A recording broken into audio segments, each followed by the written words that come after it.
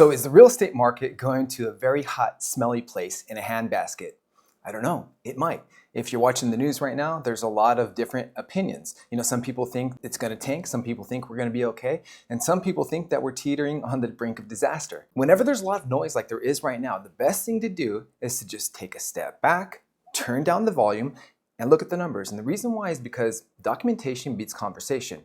Numbers don't lie. The numbers will tell you everything you need to know. So what I'd like to do is show you the number of homes that sold this week, the median sales price for those homes, and how many days those homes were on the market. I'd also like to compare that to the prior week, and also I want to compare this week to the same time period last year in 2021, so you can see where the trend is going. Then you'll be able to form your own opinion as to where the real estate market is going. And hopefully we'll be able to earn your thumbs up on this video. So with that said, let's jump into the numbers. So as you can see right here, this is data from CRMLS. It stands for California Regional Multiple Listing Service. It's what real estate professionals have access to as part of their profession. We pay an annual service or an annual fee to have access to this data. And as you can see, from July 18th through July 24th, there were a total of 404 homes sold this week. Now, if you look at the median sales price of those homes, it was $980,000.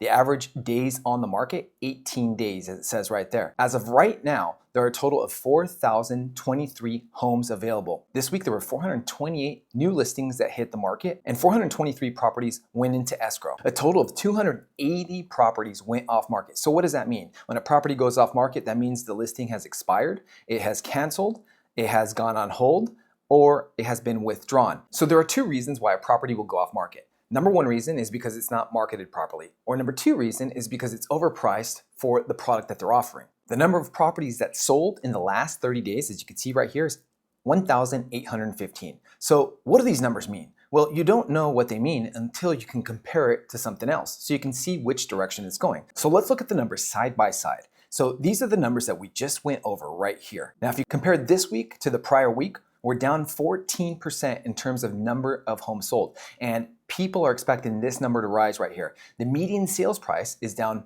4.8%, so 5% compared to last week. Average days on the market is pretty much the same. It's 1 day more. This number, again, is expected to increase as well. Total active inventory is up 2%. New listings taken down 6%. New listings taken down 6.75%.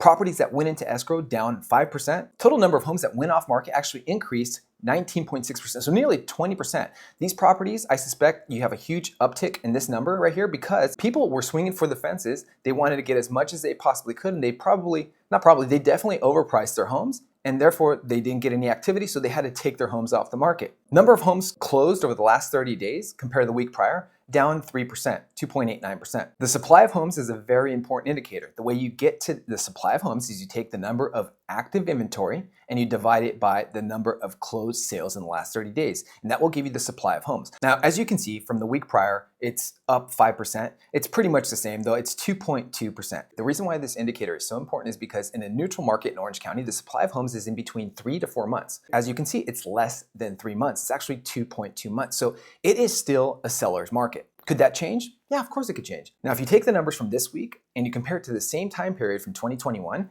for the number of homes sold, it's actually down huge. It's down 42%.